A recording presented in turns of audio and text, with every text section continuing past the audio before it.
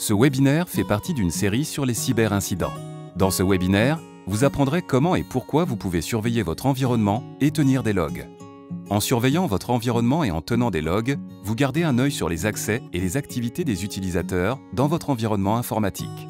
C'est un peu comme si vous contrôliez l'enregistrement de l'arrivée et du départ de collaborateurs au travail au moyen d'un badge. Il en va de même sur un ordinateur, un serveur ou un système cloud. Vous pouvez suivre dans un journal ou log chaque visite d'un utilisateur interne ou externe et chaque activité. Ces données s'avèrent intéressantes en cas de cyberincident ou de cyberattaque. Vous pouvez loguer différentes données. Certaines activités de base sont enregistrées par défaut, mais ces logs ne fournissent pas toujours suffisamment d'informations en cas d'attaque. Les logs que vous devez assurément collecter sont les suivants. Toute tentative de connexion à des ordinateurs portables ou PC, au serveur ou au cloud. Mais aussi tous les comptes qui sont créés ou modifiés. Créer son propre compte est en effet la façon la plus simple pour un pirate informatique de pénétrer dans votre système. Il existe aussi des logs quelque peu plus sophistiqués. Il y a par exemple des connexions que les ordinateurs de votre réseau établissent avec Internet.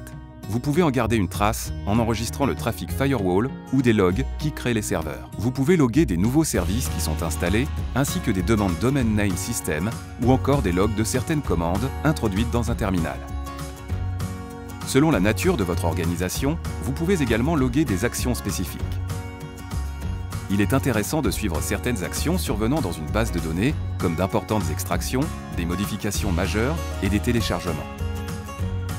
Lorsque vous utilisez des applications spécifiques, comme celles qui soutiennent votre webshop, il est préférable de les surveiller avec un log. La configuration de ces logs sophistiqués doit être réalisée par un spécialiste en informatique ou en sécurité. Mais les logs ne vous seront bien entendu pas utiles si vous ne les tenez pas à l'œil. Grâce à une évaluation régulière des logs, vous parviendrez à distinguer les mouvements normaux et anormaux sur votre réseau. Vous remarquerez ainsi plus rapidement des agissements suspects. Si une attaque survient, vous pourrez chercher où et quand l'infection a eu lieu. Après un incident, il est conseillé de vérifier les logs toutes les semaines, voire tous les jours. Si vous voulez travailler de façon plus pointue ou si vous avez un vaste réseau, il est préférable de rassembler tous ces logs et de les automatiser. Pour ce faire, vous pouvez acquérir des outils de sécurité et de surveillance des événements pour automatiser le processus, également appelé Security Information and Event Management Technology ou SIEM. Si vous disposez des connaissances nécessaires, vous pouvez vous en charger ou faire appel à des experts en sécurité d'un SOC ou Security Operations Center. Si vous constatez des activités anormales sur votre réseau, le webinaire qui explique comment mettre un terme à des attaques vous éclairera davantage.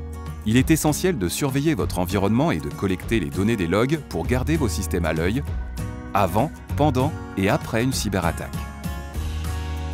C'est un processus nécessaire si vous entendez prendre votre cybersécurité à bras-le-corps. Vous pouvez enregistrer dans des logs de nombreuses informations différentes. Il importe aussi d'analyser les logs collectés afin de détecter rapidement les cyberattaques. Et les logs fournissent également des informations cruciales sur une attaque lorsqu'elle est terminée. Il est nécessaire de tenir des logs et de surveiller l'environnement si vous considérez que votre cybersécurité est de première importance.